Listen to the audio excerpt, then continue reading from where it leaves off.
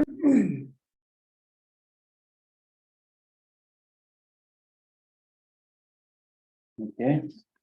I think we're all set. We'll start our meeting for the DRB sketch plan review, SK 00523 for but do you guys want to come up here? You want them up? You want to stay there? Yeah, wherever you. Do we have to swear? Yeah, you gotta swear him Anybody that's gonna speak, will you swear to tell the truth and nothing but the truth? So, yeah. Okay. Well, it's up to you guys if you want to come up here and fill us in on. in. I know.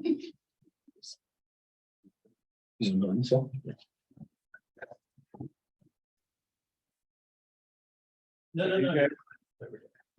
This is. Cool, right, This there's a is new the second layout pass, here, right? we're trying. Yes, it is. Second pass. Correct. Yep. So thank you, everybody, for your time tonight. Obviously, we're, to introduce myself, my name is Ben Avery with Greenfield Grove. For the applicant, Bo Brothers Realty, and I'm sure you remember Brian Courier from O'Leary Burke. And we're here tonight for sort of a second pass, at the 12-acre parcel, in the South Village district. And tonight, the project that we bring, to you in its revised form, we feel better meets the spirit of what the vision is for the South Village district and for the town. And we have realigned it with some mixed use properties, giving really, all of the uses that should be making up an infill project like this. We have commercial, we have residential apartments for rent, we have townhomes that will be for sale for rent, depending, that's sort of TBD. And we've included some single family homes to really bring it full circle. And then lastly, and for many communities, most importantly, we've included a senior housing component in this proposal. So that's something that both the Bobes and myself have extensive experience in throughout Chittenden County and in neighboring New Hampshire for me. So we really feel that what's in front of you tonight is trying to touch on every point that is, guided in the zoning district, and adding that with the open space that comes with remaining land in the parcel. We really feel this sort of brings this opportunity full spectrum. So with that, I'll let Brian sort of walk through what the changes look like and give an overview of the revised project. So Ben talked about the unit mix that has changed. There's a more substantial mixed use component than when we were back. I believe it was August in 2022. We were approved then with conditions. We didn't file a preliminary application within the 6-month time frame. Most of that was due with talking with V-Trans. One of the conditions was to realign a public road opposite Ballard Road, rather than our original layout had a private road off of the shared curb cut on Route 7. That's on Dollar General property. Couldn't be a public road. We had an easement through it, but it's nothing we could dedicate to the town in the South Village district. We know that any new roadway has to be a public road as part of the regulations in the district. So our revised plan, we do have our major curb cut opposite Ballard Road. We are leaving an easement for Dollar General should at some point they require a zoning change, come back to the town. It is an Act 50 project. Potentially in the future, their curb cut would be eliminated and they could access the Ballard Road 4-way intersection. So we're leaving that door open. One of the things V-Trans was pretty adamant about was leaving that future opportunity, if not make it a requirement to remove or to have Dollar General remove that curb cut in order to give us a curb cut on Ballard Road. We don't control Dollar General. It's really outside of our scope. So we're hopeful that the DRB will support leaving the door open for them to move their curb cut while making the four-way intersection alignment that I think the state and the town want. So rather than the original August application, that was primarily a loop road. We're now showing more of a four-way intersection sort of layout. So the mixed-use buildings are along Route 7 as you move back into the development. We have a couple of eightplexes, parking located behind and on the sides. And then you reach potentially a future four-way, probably more in the near term, a three-way intersection. Heading north, one of the conditions from August was there's an existing now 60-foot future right-of-way on the northern parcel. We're now creating a right-of-way connection to that parcel. Along that road, we're accessing a couple of fiveplexes, and has been noted a 33-unit senior housing facility parking on the back and the sides again.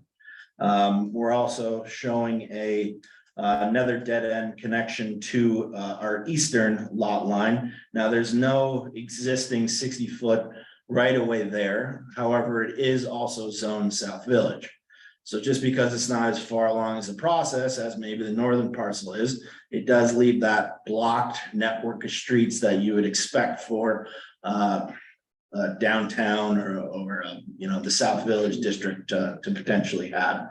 So we're leaving connections to the north, the east, and then we are showing one also to the south, a different zoning district, existing single family lots.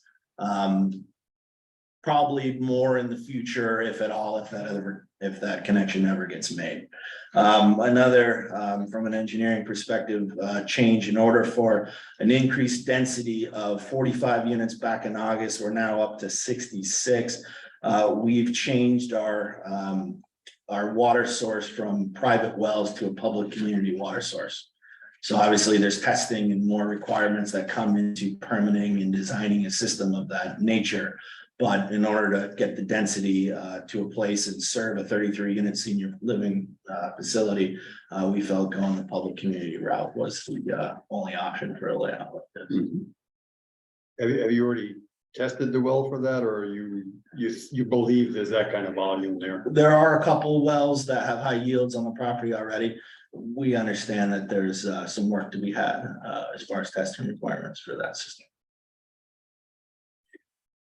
We have a number of shared septic systems across the site too.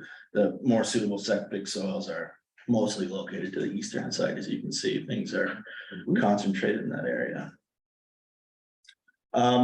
We did review the staff report. I don't know if you want to go through item by item or skip to items that we have comments on. There wasn't much to comment on. I thought it was well done. The only things that we have comments on were 14 and 16 on the last page.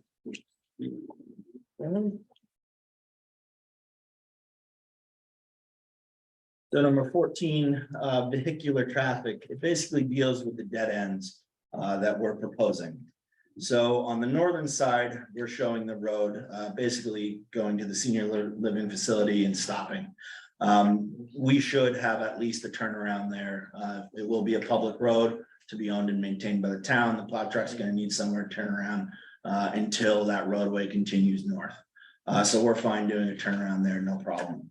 To the east, the dead end road we're showing there, we do have a turnaround show. It could probably be extended further down the property. I believe the staff report talks about that being a cul-de-sac.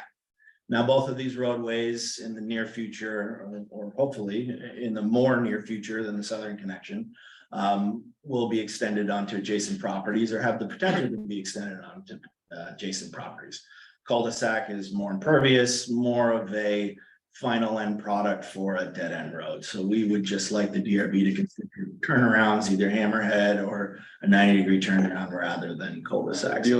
We just had run into this brief a little bit. Actually, we have the gentleman here.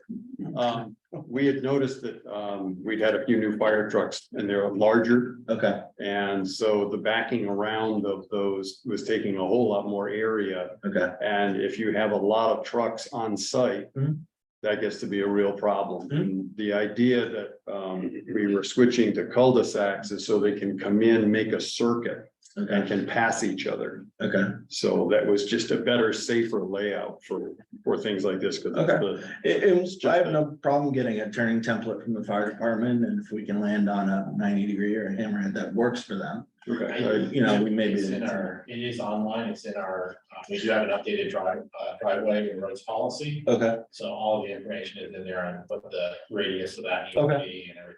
else. Okay. So, The radius for a hammerhead or the radius for? For a cul-de-sac, there is no more hammerheads allowed Yeah. for that policy. Yeah. So that, if you're gonna do one, that would have to do a waiver. and again, I get that for a dead end road that has no future of extending. Obviously, we're in the north, obviously, we're tying up to an existing 60-foot future right away. To the east, there's probably a little further out, but again, still in the South Village Zoning District, so high density block street network, those sorts of things, so. Just like you to take that in consideration that those roads are planned to extend further. We've also looked at semicircles before, you done those before, where instead of building a full cul-de-sac, you build a partial cul-de-sac. Which creates a turning radius, but it's a temporary, so when the new road goes in, it comes back out. comes back out. So it's not the pavement of a true cul-de-sac with a Yeah. hole in the middle, it's a semicircle, which meets the radius standard and here, where they could even be done on gravel. Easily refilled in the future. And then 16 state permits, just basically says that we need to require all of our state permits prior to, or submit with our preliminary plat review. State permitting, especially Active 50, actually requires local approvals come first. We won't issue their permit until the town issues their permit. And then water and wastewater state jurisdiction, really outside of the township anyway. We're used to seeing these state permits put in more of a prior to zoning permit issuance. Basically, we can't break ground without them, rather than us submitting them as part of a preliminary plan set. And in order to produce a preliminary plan set, we understand that we do have to talk with V-Trans, a traffic study will be done. So we might not have a highway access permit, but we'll have good indication from V-Trans that our selected location is viable.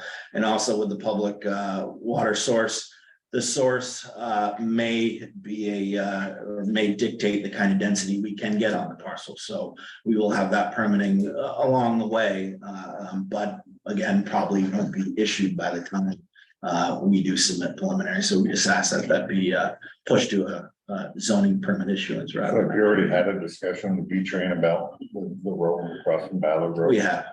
Yep. Has there been discussion? Sorry, your 250 will be in the navigator though, correct? We, would have started the process. yeah, we know it's gonna be an Active 50 project. Right, but by preliminary, you would have it in your navigator. They have that, I don't know if you've seen the new Active 50 navigator system. I've seen it as far as like a, you know, as far as, are you required to obtain one or not? I don't know if I've used it in the capacity maybe you're hinting at. But if you start the process, Yeah. then you'll be in the navigator, then we can track it from there. I think Okay. That's really what we're looking. Okay, yeah, that's You can fine. Track the navigator, Okay. if the process has been started. Okay.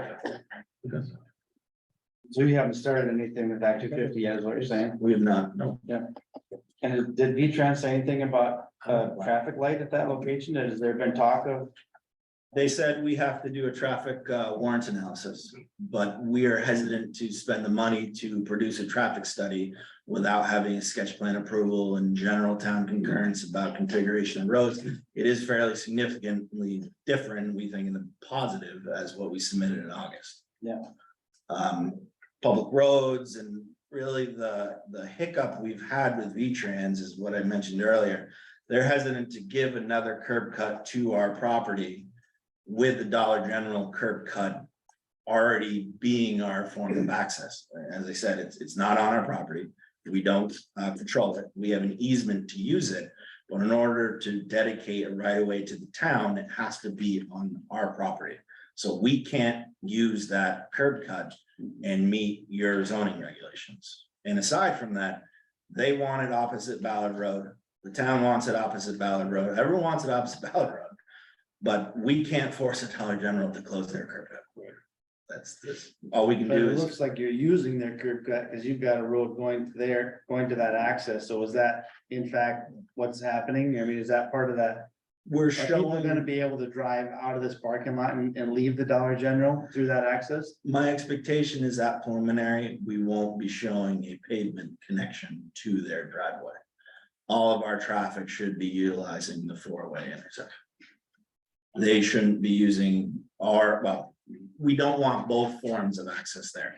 It's great for connectivity, but onto a major highway, it's likely that our traffic engineer is not gonna recommend that that connection be made, even though I understand it's on our sketch plan today. What we will do is show an easement for them, should they come in for a change in the future, Act 250, town. That's when these things typically happen, where they would remove their curb cut on Route 7 and access in a more consolidated manner off of our road, whether there's a light or a left turn lane or whatever V-Trans decide is necessary at this intersection. But if they did that, would you need a road from the east-west road up to Dollar General? Right now, it just goes to a parking lot. Right, That's their entrance road. That's the road, that's the entrance road to Dollar General. But it's not a road, it's through a parking lot. yeah, it's a private drive. Yeah, it's not really, So so we're- we're parking in that area, that's all road in that area. You're talking about here, Glenn, right here? Well, I'd say that if they, Broad Trans eliminates that curb cut. And their only access is right there where you pointed, would that need to be a road, not a parking lot? It's just a question. Through an access easement, it could be a driveway. It essentially is a driveway now.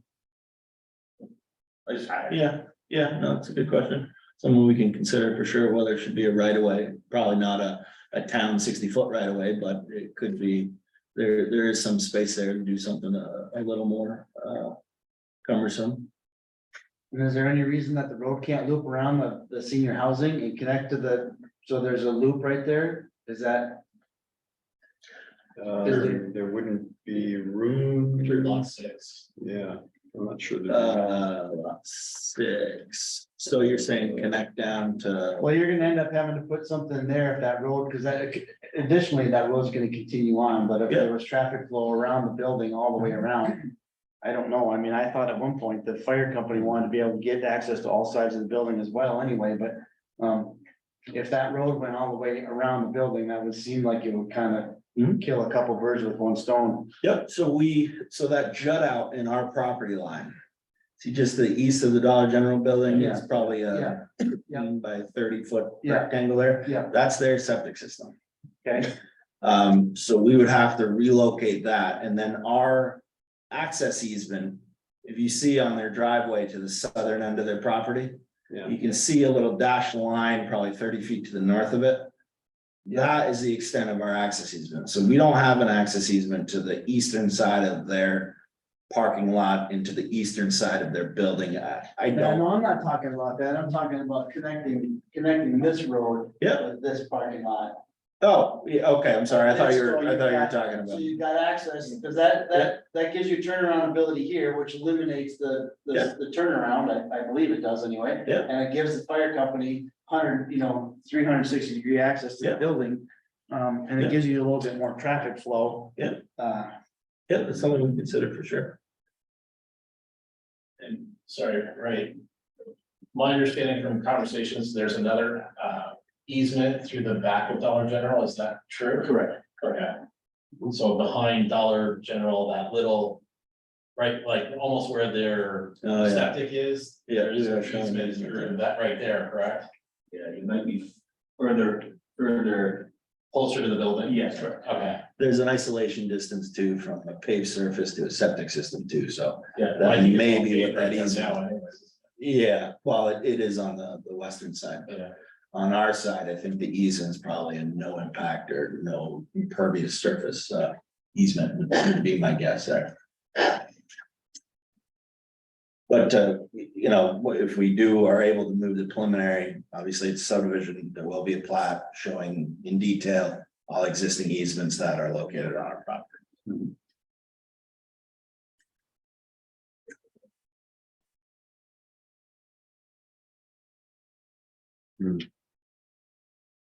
Yeah, I kind of like what James was saying about the loop going around the end, because one of the things I was gonna bring up.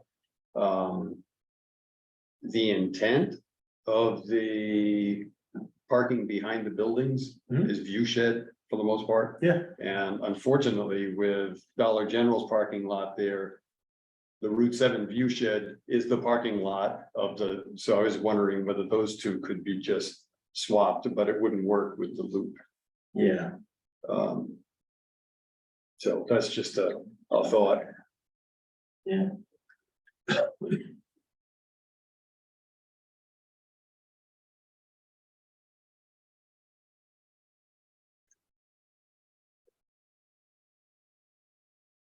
I had some questions too about so in the first half.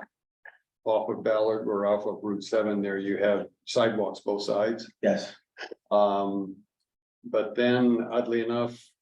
Where the smaller residential units are, there's Yeah. no sidewalk. Yeah. And also on the fiveplexes. Yeah. You know, either on the extension, wouldn't it make sense to move that sidewalk to the other side so that it services the houses that are probably gonna use it? Yeah. And possibly the fiveplexes there could use a sidewalk too. Yeah. I think the requirement is actually both sides Okay, in the book. Yeah, we thought of it on both sides at the beginning is obviously that's where most of the traffic's going. And then the curb cuts with the single family homes kind of break it up, but yeah, I totally understand what you're saying too.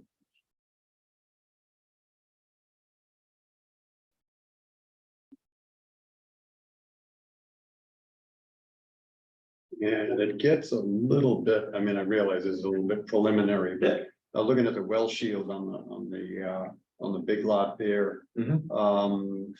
Is that upper right septic system, is that gonna be able to clear that? It appears it gets a little snug there. Yeah, so we're showing a 125 and a 200. My understanding is that there's some leeway between 125 and 200, depending on the soil type. Yeah, I'm So- understanding. Yeah, it's a so- real sandy site. So Yeah. it should be good there. Yeah, but I just- so we're hopeful, if we gotta move things around a little bit, we'll definitely, look to do that. But the better soils are on the eastern side of the site, so we like to locate as much as we can on that side. But this is representative of capacity for what's proposed. Is there room for expansion or is there Septic wise, we're at capacity. with what you've got right now? Yep, septic, this works. Water, we're not sure. Okay. And what happens with the future development lots and if septics is maxed out? Is there more room for? Sure, they could have their own septic system on their lot. So it would just depend what goes there. Yeah.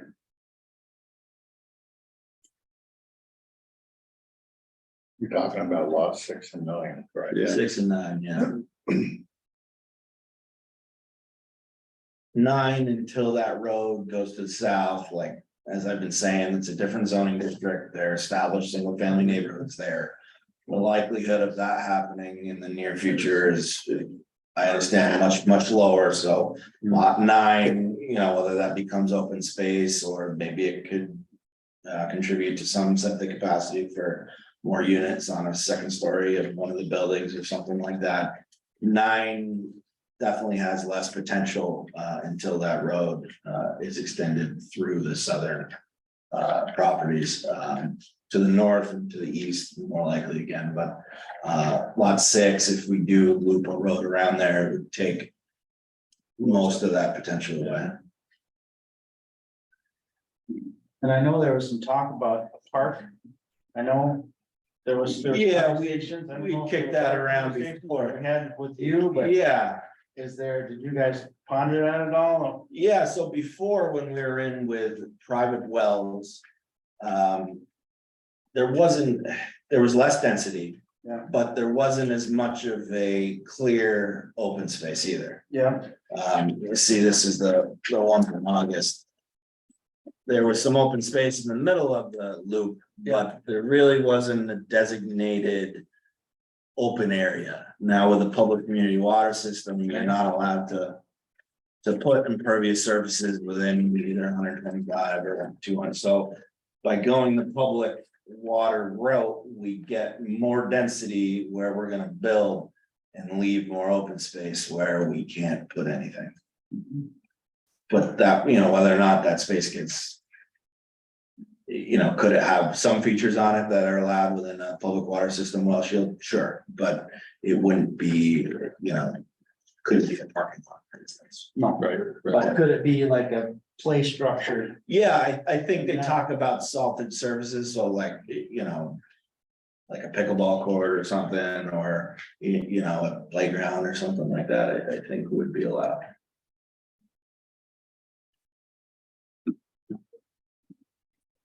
So the original plan had, this was divided into 3 lots, the original plan. Or some number close to it. Yes, And this new plan is divided into 17 lots. Correct? I think it's 18. 18, but But quite a few more, yes. yeah, a different scale. Yeah. And each lot can be developed individually.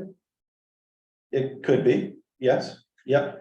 I think the way we would move forward is we would be looking for, and we'd have to talk about this, Doug, of how we would develop potentially each lot as we went forward, but if this was considered a master plan, in those instances, when we get a commercial tenant who obviously is probably not gonna fit into that exactly 6,000 square foot footprint we're showing.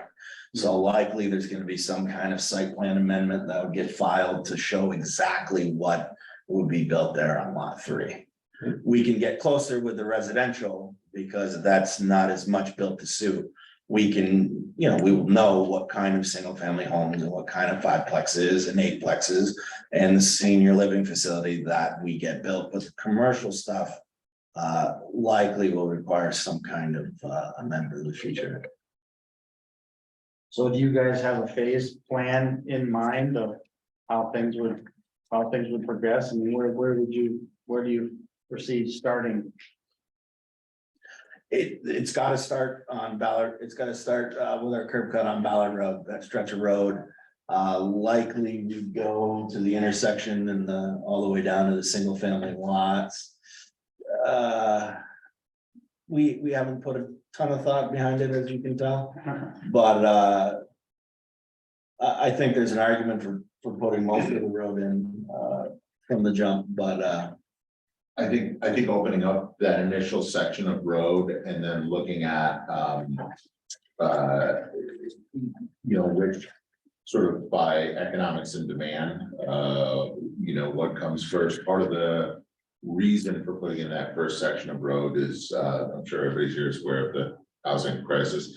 So those single families, you can sell them in a week. Yeah. Right. I mean, the condos, I don't think you'd have a problem getting rid of it. I think you could fill all that up with the residential stuff as fast as you could build it. Well, so starting, at the, at Route 7 and working our way straight back, that opens up the opportunity for some mixed use. It opens up the opportunity for some apartments and it opens up the opportunity for the single family.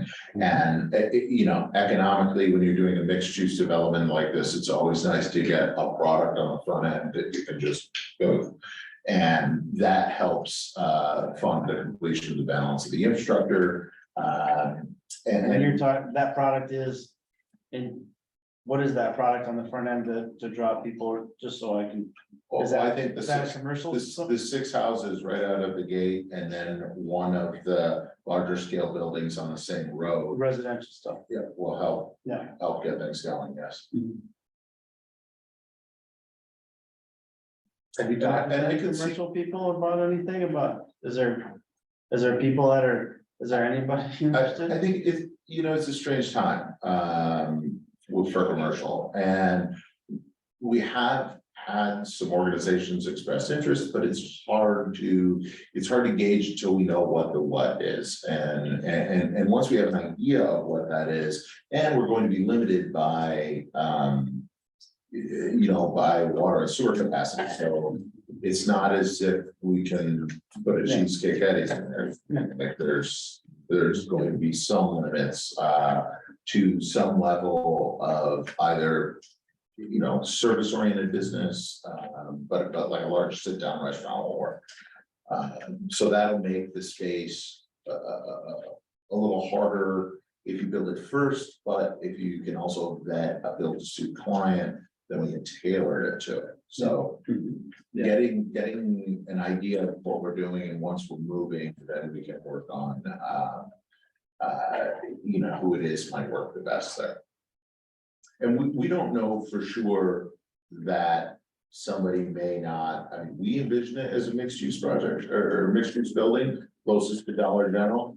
But we don't know that an entity might come forward and say, we want to put a commercial building there that's freestanding, not a mixed use that could also bring some economic vibrancy that we're not envisioning at this time. So I mean, I You're think. saying and potentially taking over one of those whole buildings? Correct. The whole building instead of just the bottom floor. Yeah. So sort of to circle back to my long answer to your short question, that building immediately to the south of Dollar General, that's the commercial anchor for the project as you come in. And I think eventually, in particular, if someday that Dollar General access goes away, that all makes sense. You come into the development, you take a left, you've got a commercial parking lot there leading to the commercial parking lots of Dollar General. It all works very well. And where we're committing to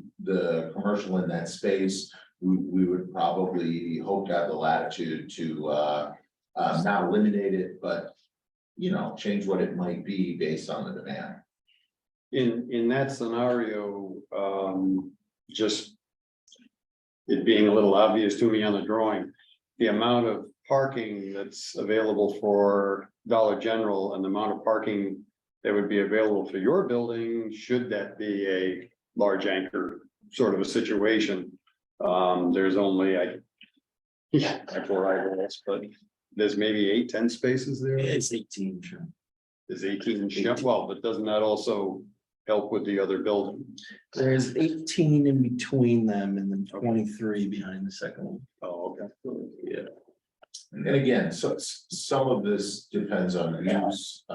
Yeah, that's, When we look at smaller markets across Vermont, Dollar General is sort of the only, how shall we say, high parking volume tenant we're seeing regularly in this location. Could it be a small market, perhaps, something like that? But again, given the square footage and the size, it's hard to say. Too many unanswered questions as far as what the. And I'd say the reason planners are drawn to mixed use developments are usually the peak parking is offset by the peak residential parking. So with it being so close to the residential, the 23 spaces behind it, purely residential building, and in between being 18, the likelihood during peak commercial hours, those lots aren't going to be full of the residents.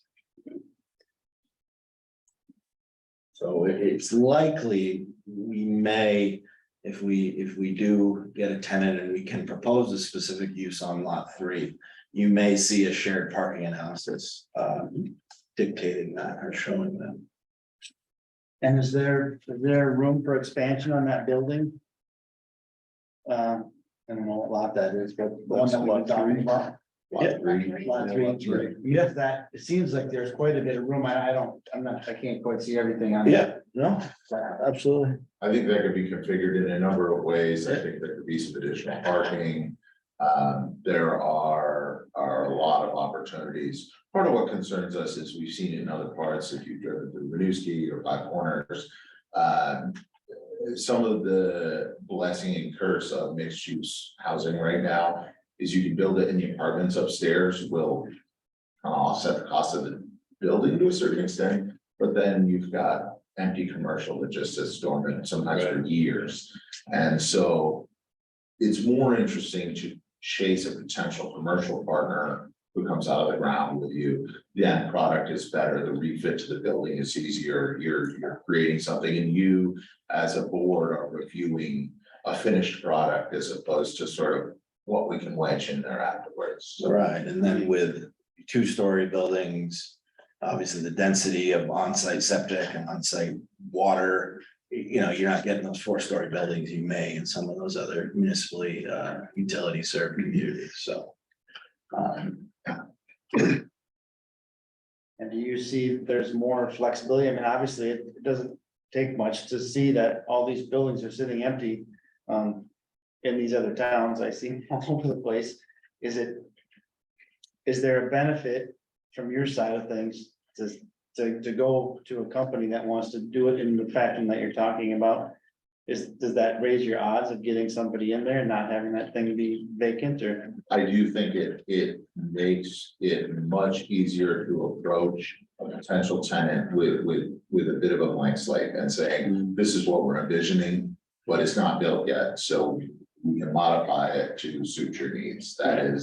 That's a definite advantage, and it also helps small business, when we build a building, if we're able to tailor our build to what a commercial tenant is putting in there. It's a game changer, and really for small businesses, you can save a business 6 figures in just reconfiguring plumbing and electrical by doing it that way. So there's a lot of advantage with us having the flexibility to seek that kind of a partner. Yeah. I can see that. It was highlighted on Facebook, that wealth of knowledge you get on Facebook. You believe everything. Yeah, but I did check, for the senior housing, it has 33 units. And there's I looked it up, there's an ordinance that's so big you need underground parking. You don't, I mean, unless there's an ordinance in Georgia that I'm unaware of. I think there is. Is there? There isn't ordinance for underground parking for anything over 18 units.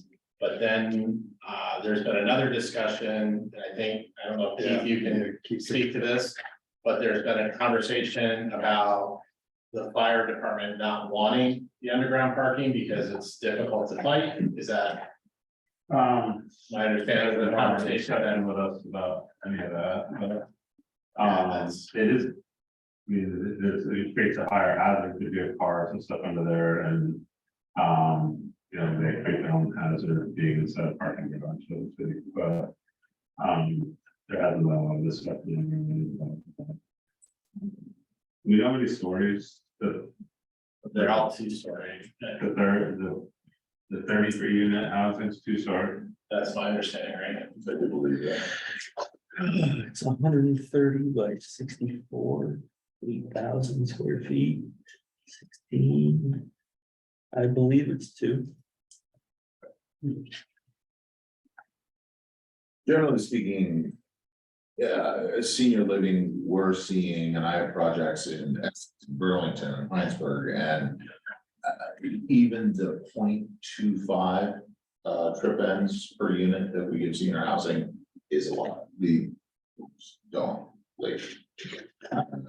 So it's not as if it's a high traffic parking lot, things like that. The underbuilding parking is nice where it's necessary from a density standpoint. But it also, it adds quite a bit of cost to a project, and that translates to additional costs on housing. So on a project where we have the real estate to do it, it can make more sense to do it this way. But we would have to reconcile, if the ordinance says we need underground parking. Yeah. Like, I think it's on page 51. Yeah, sure. Yeah, I think it's likely if we can't seek relief from that regulation, I think you're more likely to see 2 buildings rather than just 1. Just due to the cost, high water table, flat site. There's a number of challenges with going underground here. That would be a waiver request. if you want to proceed at the next level, you have to do a waiver request. Yeah. And anything like that. Okay. And you can do that, unless they are in this decision. So the senior housing, is that assisted living or just like apartment? I think it's usually 55. Independent senior apartments. So you had mentioned that there was gonna be some rental units and some homes that are sold and stuff, so. Are you gonna basically like the single family home sold and then like the townhouses or condos sold, or are they gonna be a mix of rentals? Well, the larger scale buildings towards the front of the project are envisioned, as apartment buildings, so that would be your traditional apartments. Yeah. The two flex townhomes, that is to be determined. It may be that one of the buildings is sold and one of them is retained, it may be that they're both retained, maybe they're both. It really, that's a market condition question that I don't think we can answer right now.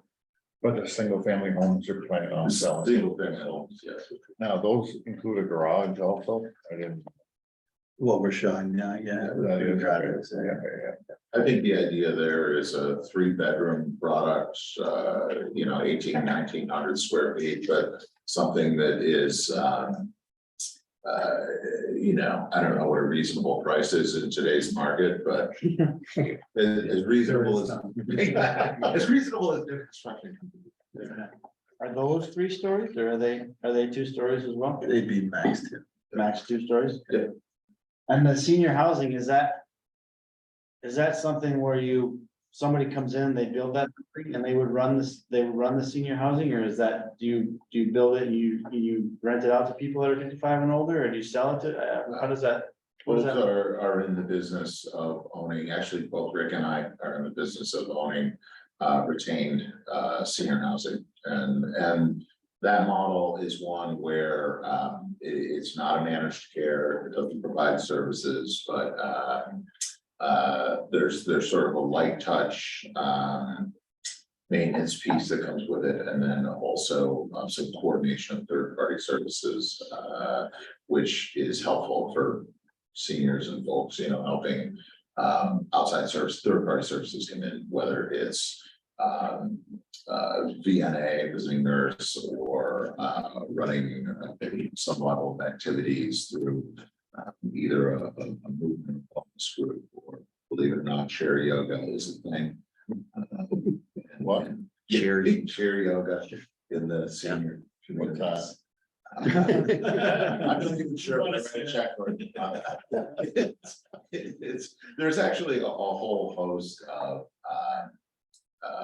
across Chittenden County, there are a number of very good organizations that come in and help seniors with wellness and movement. And they come into the facilities on a weekly basis and help with activities and really own the part. Yeah. So does the facility have like a community room and like a laundry facility, or do the individual units have laundry, or they have a laundry facility in the building? It's hard to say, this hasn't been designed yet, so I mean, in general, I've seen it both ways. Yeah. And it really, some of it depends on the price point you're trying to target. Yeah. So you can target a price point which is more aggressive to the market, which is going to have more centralized laundry facilities, things like that.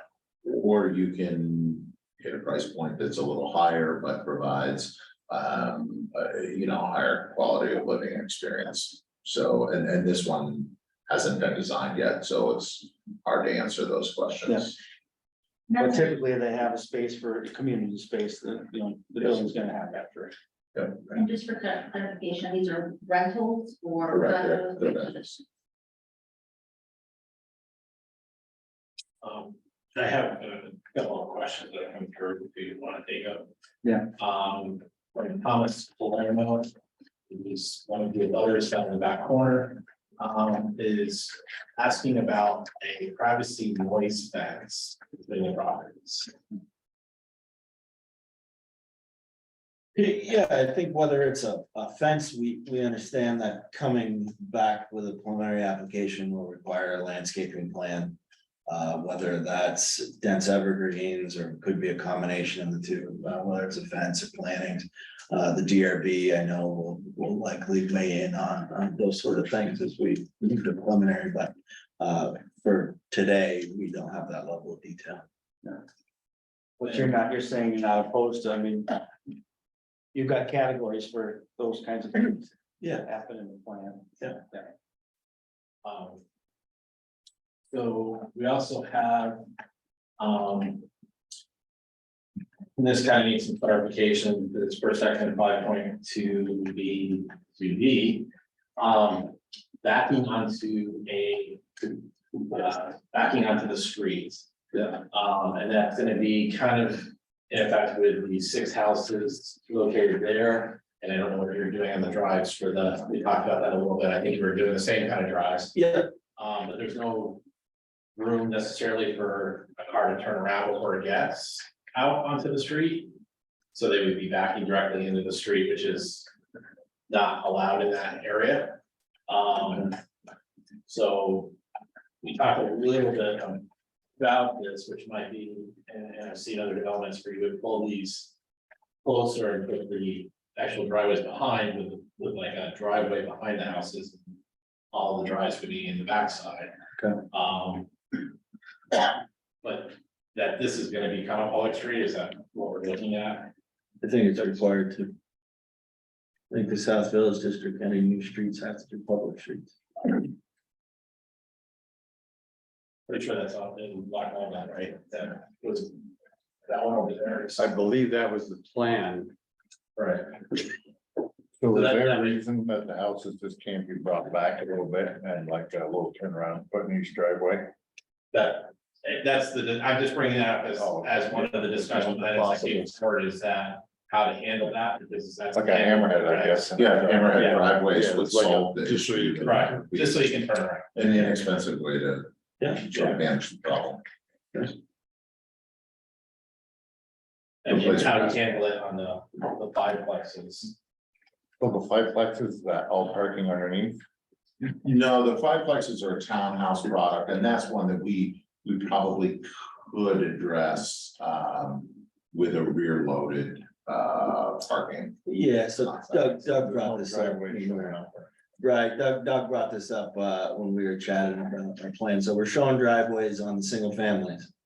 For the garages, the fiveplexes have garages too. We just aren't showing the driveways for them. So you can see a little roof line. On the southern side of each unit. That's where the garage would be. So they're single car garage, narrower than the single family.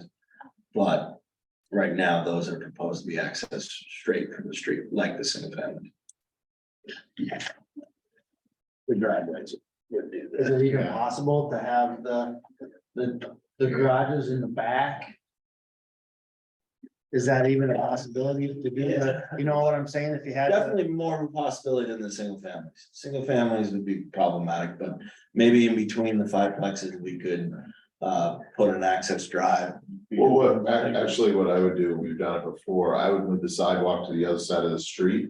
And then push the townhomes right up to it, so. To the it's road, like a- yep, yes, like a row exactly, house. yes, exactly, And then you just use a design which loads the driveway from the from the rear. back, yeah, Yeah, it's. and then that takes care of.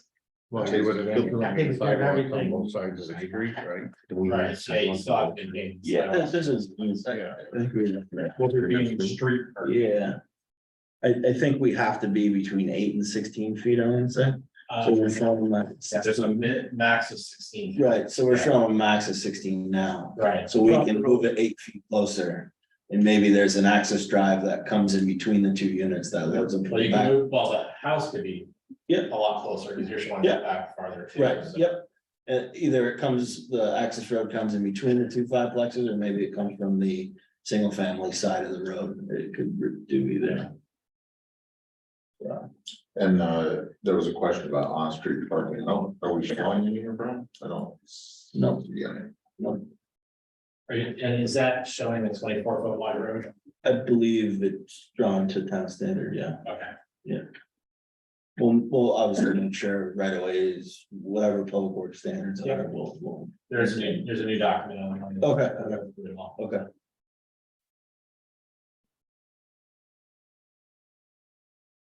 Do you have any more questions online? That was just one. Yeah, there's some other questions that came through about, water sewer, but that's all state issues, so nothing that we handle here. Is there enough designated space for commercial on the lot, Doug? Excuse me, Is there? I don't know if I'm saying it right. Is for there? parking, No. The ratio. The square footage ratio. so. The fiveplexes are exempt. There's some question about the 33 unit being exempt, and I have to go back and look that up because I just had somebody email me today about this, so. Regarding a previous decision Yeah. on that, so I'll have to look that up. The other two are 8 units, so they're exempt, like the 5s. These are second floor, the commercial on the main floor does offset the 6 houses. Okay. So. If you look at it from that perspective, yes, the ground floor of those does offset the 6 houses, and that's really the only offset. The others are second floor. Above those, so.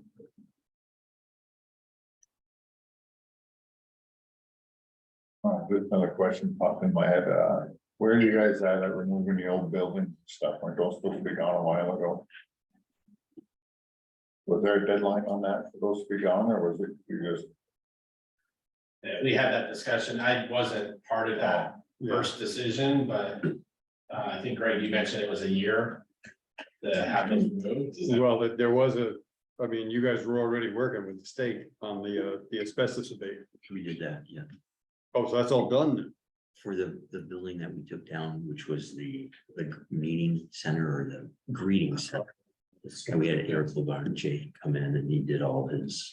So what's up with remediation. the rest of the building? There's the 2 homes that are still there. There's They a are bunch of still- sheds, there's the That's correct. pool, there's. Yeah. all We're kind of kinds just waiting for it to start construction.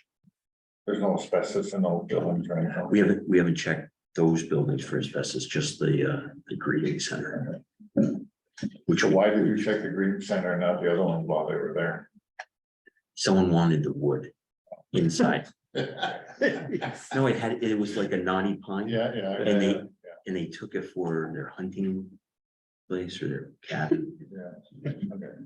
The other ones didn't have It's it. like- All have to be checked before they. Oh, or yes, absolutely.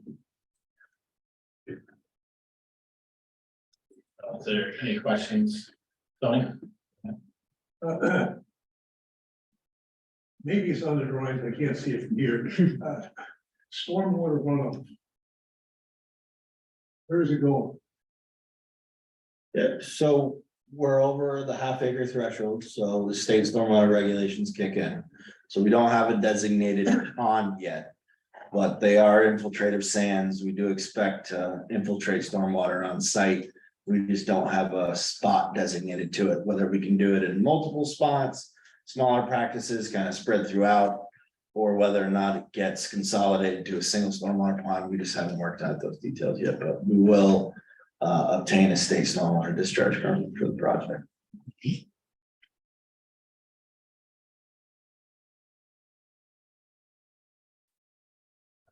Anybody else? Two quick questions, from the firefighting standpoint of it, right? I'm the fire chief. Just a couple of questions on my end, because at some point it'll come. So I can ask a couple of questions up front. Yeah. So the elderly housing building, does that meet the threshold, or will that meet the threshold to be a sprinkler and modern building? I think it's likely, it hasn't been designed just yet, but I think that's So like. it's a high hazard with elderly housing, that's a high hazard. Yeah. thing. Yeah. I have quite a bit of experience with those type Yeah. of buildings, so. Which, if it's sprinkler, then it's gonna require some sort of underground storage. Yep. Of obviously. Yep. And then my other concern is, are you amenable to, fire retardant, like sidings and building materials on the 6 buildings, because with them being, if my math's right, like 20 feet apart, it's almost like. You mean the houses? Yes, the family houses are like 20 feet apart, but one catches fire, there is like a multiple catching fire, and that at least slows it down, with sidings, specific sidings and things like that, that'll slow that cost up. Yeah. Obviously, I'm sure there more money, I'm saying that, but. I'd have to look into it. I'm actually not familiar with that. Like siding, for everything that goes down, hardy or vinyl. Yeah. Which hardy would be that siding he's talking about, because that's cement. Yeah, I'm not sure of the actual material that's made, but I do know they make it, and some places they required it in the past, and with them being as close as they are, that. we may be able to spread those out a bit too, so that's, we've got them wedged in there pretty good, but. So some of it's because we don't have the final design. Yeah. So that's the base water yet, we're sort of showing a representative and then we can massage it a bit once we lock in what we need. for them. It's easier for me, in some ways, if you hear a couple of my concerns now. Yes. And then when we come later, later in the process. What distance, would code? 30 feet? Top of my head with the exact code would be. Okay. Yeah. What distance would they be? And you wouldn't be asking this question.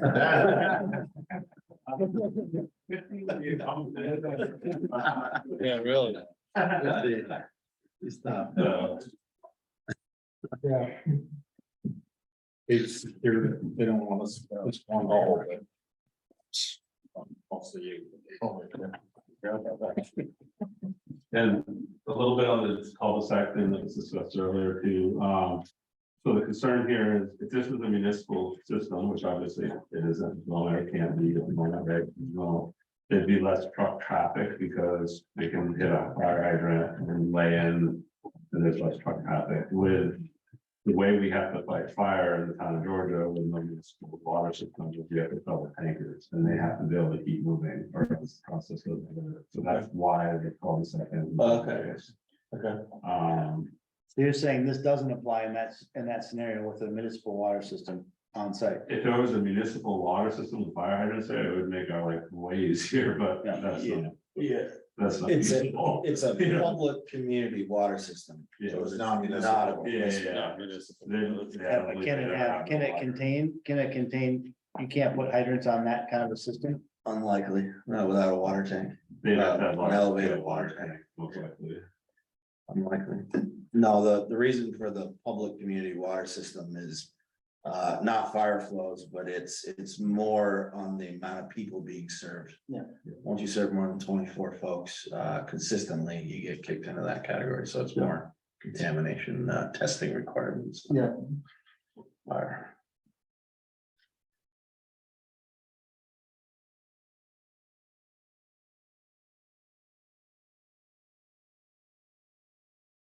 What would be, you said is there a possibility of even getting a hydrant if you've got like a massive flow on that well? That would serve? I'm just curious whether or not. I would say from my point of view, it's not likely.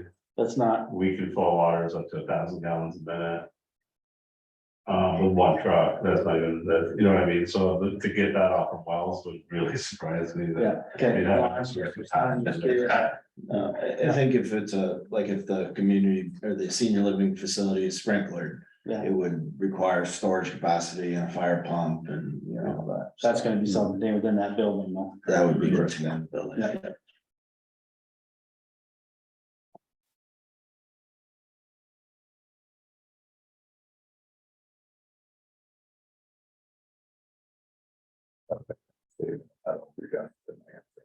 Yeah. Yeah, review the landscaping, lighting, plan the funds, and we would try to address, concerns, like somebody asked a question for Leonard, I'll ask the question about, screening and things like that, so we would address those, across the board.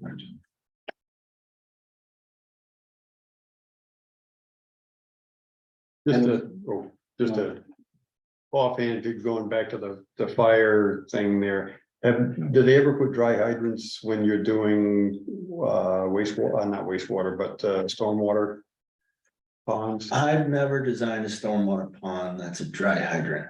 I would say that in this area, the stormwater program is going to be looking to us to do what they call a tier 1 practice, which is an infiltrator practice. Okay, so there's no Most collections pollutants. that the, Yeah, likely if we collect it, they're gonna want us to put it back in the ground. Hmm. They're not gonna want us to hold it. okay.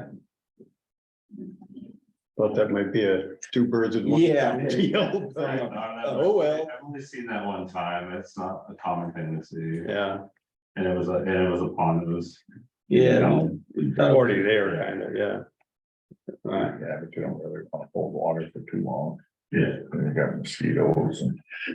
So is that sandy soil pretty much that whole area or just in that back corner? The high water table, there's a higher water table on the side of Route 7. But primarily it's a sandy soil site, but the table drops as you get to the relief point. Well, how is Yeah. the water table at the road near the road? We haven't done, well, we've done some test pits up there. I Yeah. couldn't tell you off the top of my head, but the reason all of our septic is on the eastern side of the site is due to that feature. Yeah, and also if you look at the topography, you can see a little bit of it. On the eastern side there with all the, Yeah. there's a Drops off. ravine there, but Yeah. it drops off significantly to Arrowhead. Yeah, the Lake, relief's so- definitely on the Yeah. eastern side.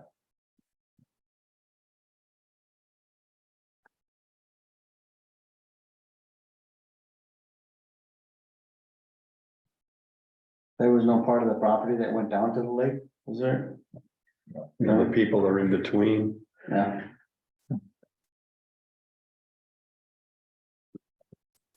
Used to go there.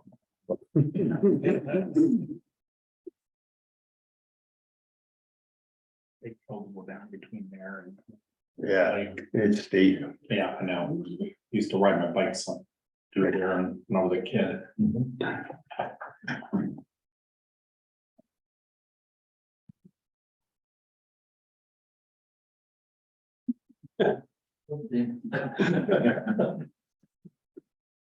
Anybody else have any other questions they want to ask her?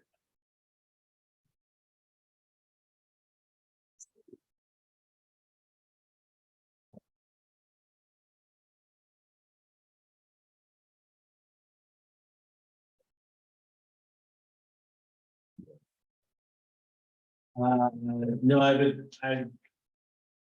you know, things like capacity at the school that will be handled through Act 250. I'm kind of answering some of those type of questions online right now. Yeah.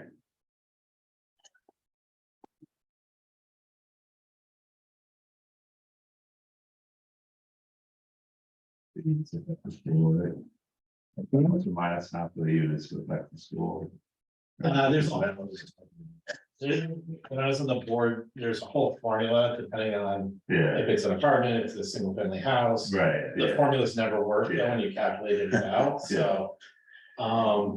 My understanding right now is there is plenty of room, but I'm, you know, they'll address that. Generally, the schools in our area are declining enrollment. Yeah. This is a very common question we see, and then you reach out to the school where the police send the students. I'd also just note on this plan, we're proposing 66 residential units, 33 of them are senior housing. Obviously not contributing to school age children. Likely not. Yeah, like, we ran into that on another one where we wound up with HUD being, they have like, they're two different. There's 55 and then there's, whether it was elderly housing, or you can't say that anymore. And then it goes up and down as to what, and we figure, well, how about, you know, the grandmother that's watching the two kids, which then, you know, and in a 2-bedroom, that's a possibility. Yeah. So we were trying to figure out, okay, how do we plan on which it is? Yeah. And you can't. I've done the formulas before. and it's like- So the only 3-bedroom facility, buildings you have are the homes, right? Everything else is. Right now, the single families, yeah. Yeah. That's including your apartments.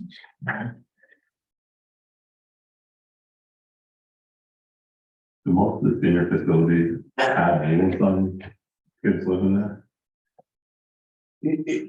It's a funny thing, so the way we operate our facilities is the tenant on the lease must meet the standard. We Yeah. did have, one instance where we had some kids, it's disruptive. Yeah. So it's a management issue, let's say that.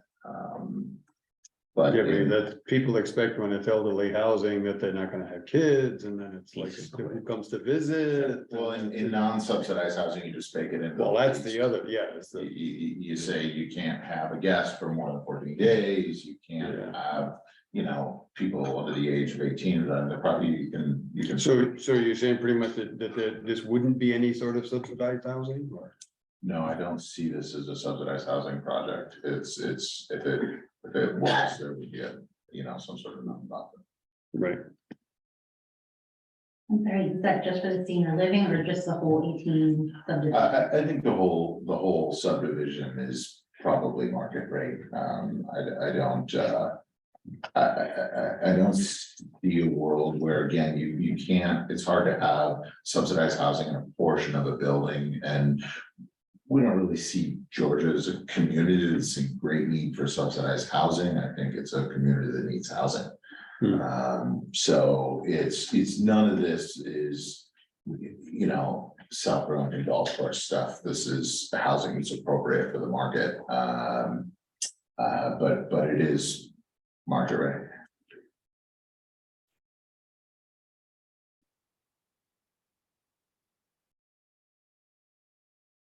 And just to clarify that about the kid thing then, because it's 55 and older, right? Correct, we To be on manage the it lease. within the lease, so we. You could certainly have kids and be 55, I would, so is there no kids? I mean, is that, or is it just, It's. it's Our, not a hard and fast rule? our average age is 78. Yeah. We have never had a 55. I mean, and these are some of the challenges in the rules here in Vermont. It's gray. Yeah. But we, in all our years of doing this, have never found it to be an issue where we've got somebody who just minted 55, wants to live in an elderly community. It's not it's a problem that hasn't presented itself. Yeah. Did you say earlier there's a chance that could be a totally commercial property? Is that the one where you were talking about, or? No, we're talking about the one. One up front. right on Entry Road. Yeah, lot 3 or lot 1. Okay. And on the first plan that you sent me, you had more of the single family houses on lot 16. Yep. If you were to do that, would you want to change those, you think, or do you want to leave those? Yeah, if we did do single families on 16, I think we had 2 there. Yeah. So it's going from, 2 to 5, 2 bedrooms versus a 3-bedroom, just a different product. But if we were to propose single families there, we'd also have to propose an equal amount of commercial space like I said them. Yeah. So it's kind of that, balancing of what works for us there. And you could do another floor. Yeah. Because you can go 3 floors. Yeah. just So that you know. Yep. Yeah, whether we could add enough commercial space along Route 7, which we see as the viable place to put commercial. Once you get back further from Route 7, you lose the visibility, you're mostly or more of a residential component as you move back. Could you fit another 4,000 square feet of commercial building on lot 3? If we had the right tenant, then absolutely. If we don't, then we're into more of a townhome style, which loading those units from the back now, I think they might work better as a tandem rather than one individual unit.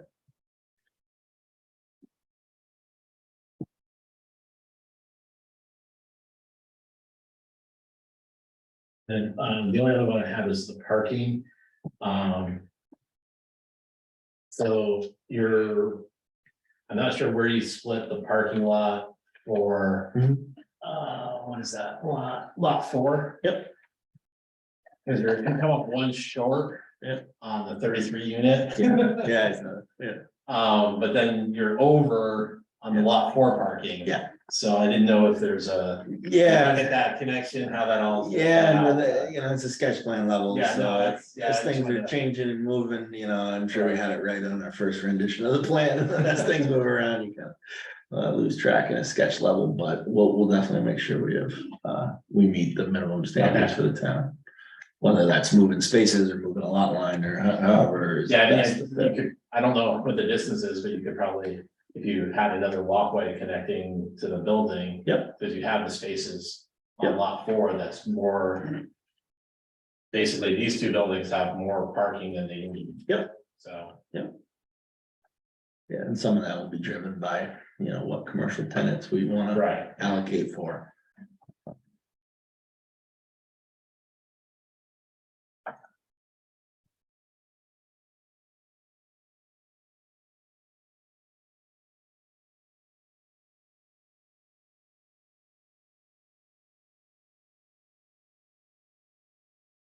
So will V-Trans? Back to the traffic light, Mhm. does, when you do a traffic study and does V-Trans come in and say that, does something kick off?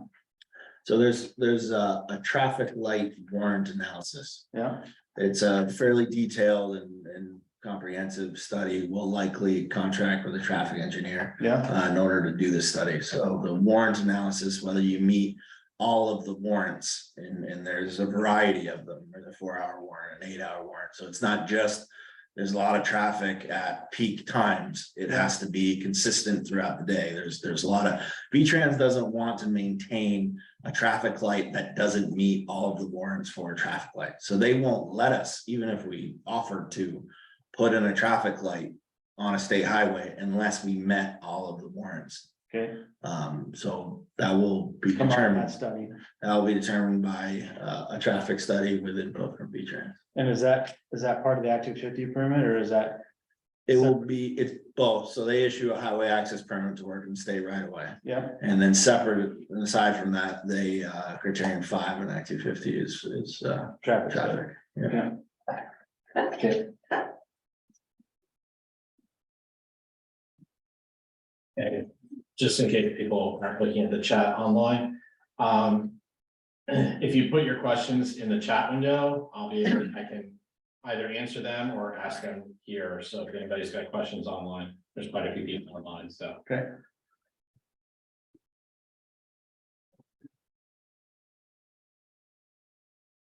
And back to the whole Dollar General curb cut. Mhm. Is there, can the state come in and? Can the state come in and force Dollar General to close that, or they can't do that? No, they have a valid highway access permit for that curb cut.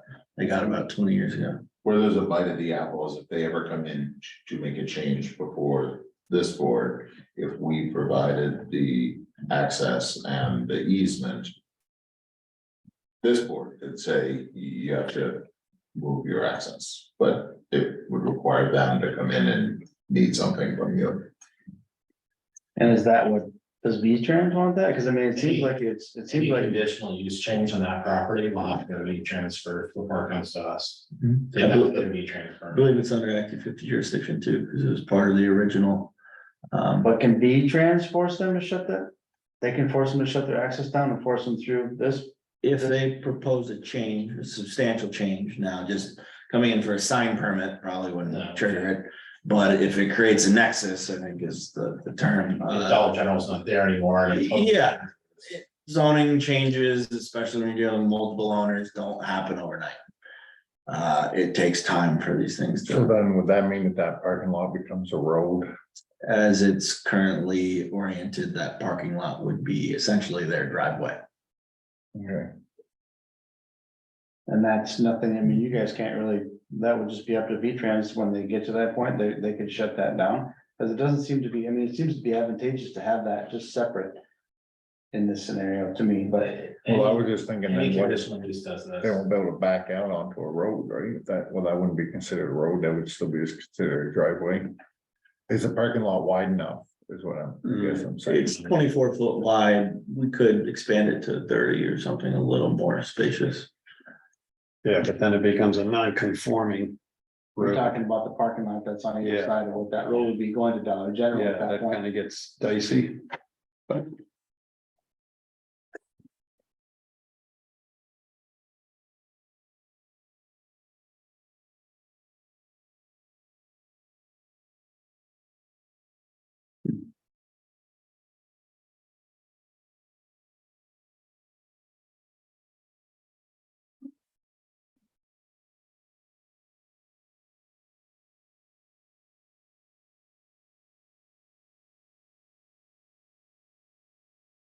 For these out there, because they're coming through online, is there a plan in place for property maintenance, or is the tenants responsible to maintain their properties?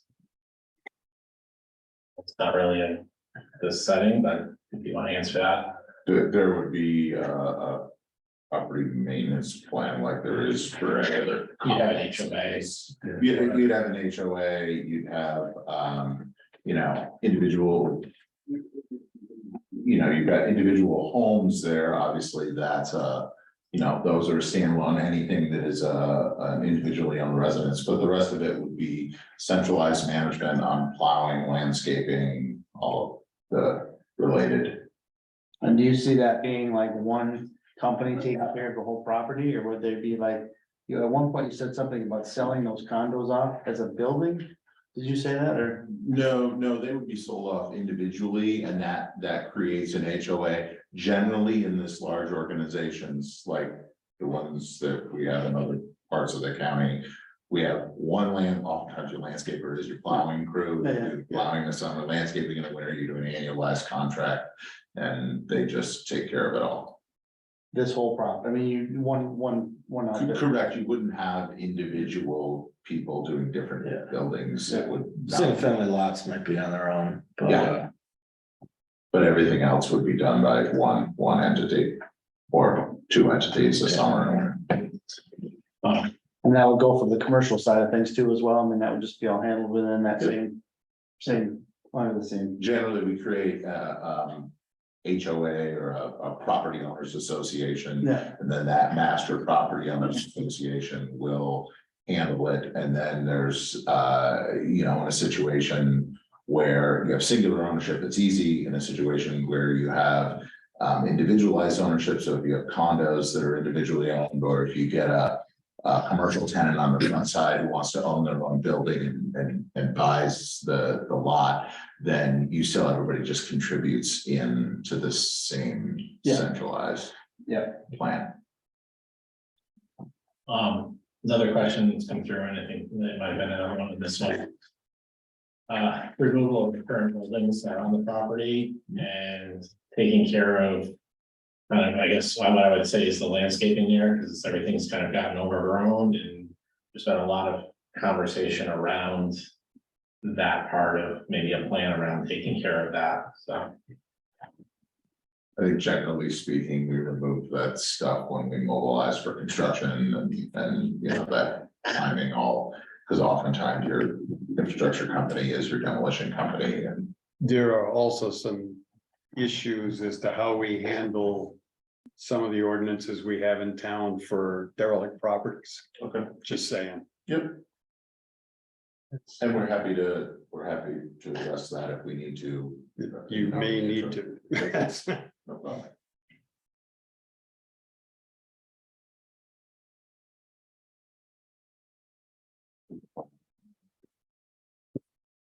You haven't started Act 250, you haven't started Act 250 yet, right? We So did that.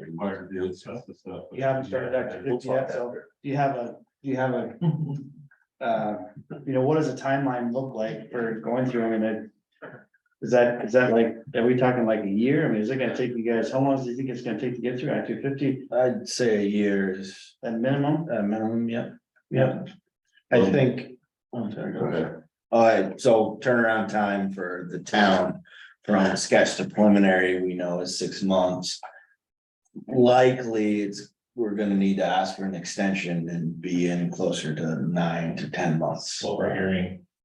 Yeah, so 6 months is a And you can't pretty. even start Act 250 until we get past. We have a few big questions that we need answered. Yeah. One being the Traffic and traffic water. study and the other one being the water.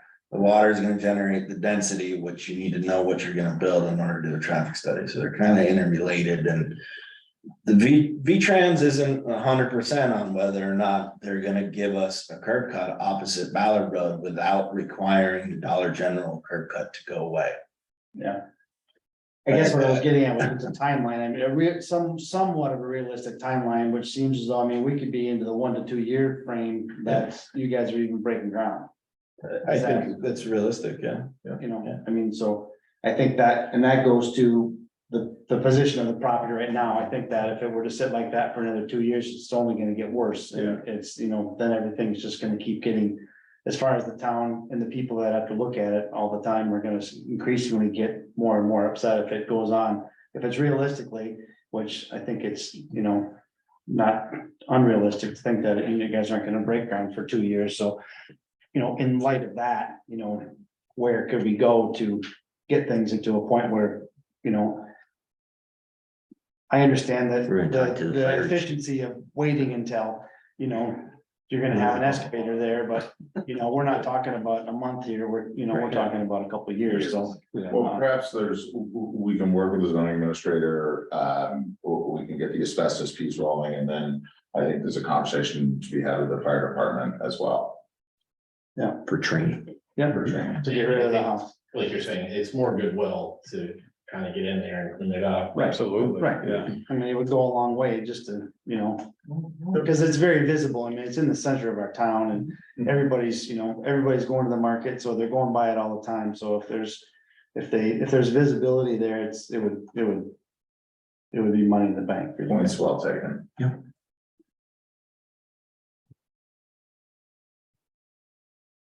there anything else? No, I had the only other two questions that came through after I made the comments, so Yeah. that's all I've got there. Does anybody else here have any other questions they'd like to answer or? Anybody on the board? Have any further questions? I think I'm good for now. Yeah. I think we're good. You got Thank any you more? very much. Thank you. And Thank you for Appreciate your listening. time. Yeah. Thanks for coming. Oh, I got a motion to close the hearing. I make a motion to close the hearing. All in favor? Right. Okay. Thank you. Thank you. Thank you. Thank you.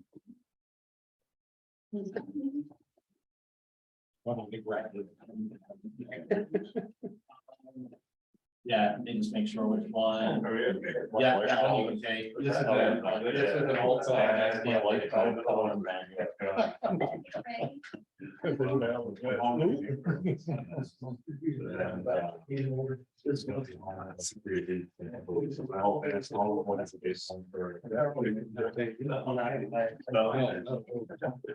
Not at all. Right. You guys expect to pull my hair out. Yeah. Right. Yeah, we got there. Yeah. You're still amazing. Okay. Yeah. So good luck. And I'm that's No, I got a text. Check out. If you're a boss, you get there, Sure. you get there because it's. Yeah. Yeah. But it's so loud. Yeah. I hope so, 'cause it is pretty- checking it out. Yeah. This is the last thing I know. Yeah. Okay, so I guess we just have minutes. Yeah. Yeah, minutes. Minutes. I'll hold on.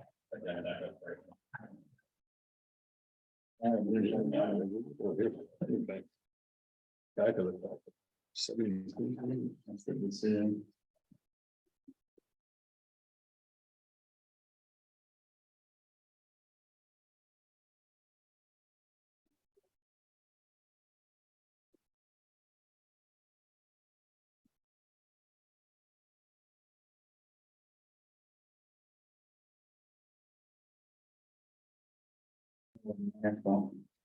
Make a motion, accept the minute for gotta find the date, what was the last day? It was Yeah. Yeah. June 20th. 20th. Second, You said there's one change, the word approval was to agree. No, That's in the letter. Different, that's the letter, not the minutes. Oh, I'm sorry, sorry. okay, do I get a second on the minutes? Second, All in favor? Aye. Now we're on to the Decision? decision, which we have the final version of the decision, which has the change. Yes. This is the plan? Yeah, But we don't need a motion for that, right? That's just- yeah, actually, because James needs to sign it, he could make a motion So that you are all in agreement to authorize him to sign it, if he's doesn't here. You're making me sign It it. gets interesting.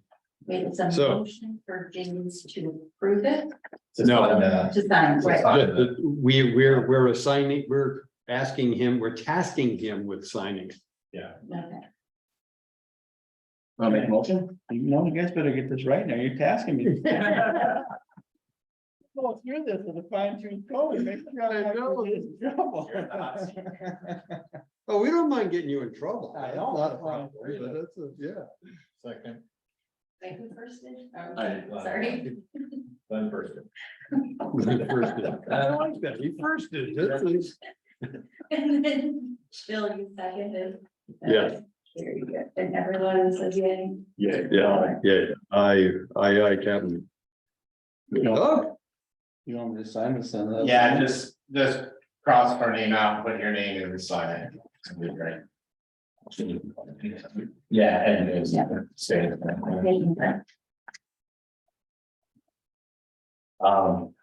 The net, August 1st, we won't have a meeting. No. I don't have, nothing's come in for the August 1st meeting that made it in on time. We do have something in, but I'll have to push it to August 15th because I can't get it into the warning. the warning, so. That'll be the Klein Road LLC will be coming back for a preliminary plat. So, but that'll be August 15th. That's on that development that goes up and. Yeah. Where the tractors are. Yeah, Mhm.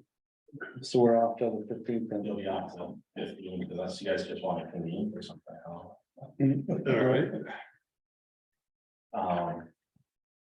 Well, that, I just, we could do a sketch, but I don't see anything coming in. There's been nothing coming through, so I'll just, at this point, we'll just push them all to the 15th. Okay. So, Wait, say, oh, what's in the queue? well, I only have that right now. That's the only, Klein is the only thing I have in the queue, but if anything else comes in that's not necessarily publicly warned, I'll just push them to the 15th. So, So how far in advance do people have to come in before, like, say they get warned, say they wanted to get warned on the first? it's a When will month. they? A month? So, well, so typically, we try to get them in to me 10 days before I have to publicly warn them. That gives me 10 days to go through it, make sure it's an actual application. Do our due diligence on it, accept the application, and then it has to be in the paper 15 days before. But I have to have it in on Friday to get it into the Tuesday paper, so it's. So it ends up playing with like all the dates, so That's it's, the messenger. that's the messenger, that's who we use. Yeah. So that's basically 4 more days that I have to have it in to get it into the Tuesday paper. So I use the Tuesday, 15 days to that Tuesday, basically, to make it work. So yeah, it makes it kind of tough because it's, Yeah. I'm like warning the next meeting before we even have, I'm warning 2 meetings from now before we have the next one, so it's. But that's all by that's all by statute, so it's nothing that we can change or control. If it's not a public meeting, so a sketch plan like this doesn't have to be publicly warned because it's a sketch plan. So sketch plan, concept plans, things that are not.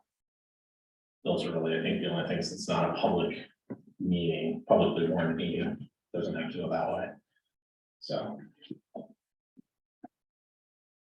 So I move we go into deliberation? Are we there? Second, Yes. all in favor? Aye. Okay. all right, Okay. thank you guys. I'm gonna be shutting the cameras off now.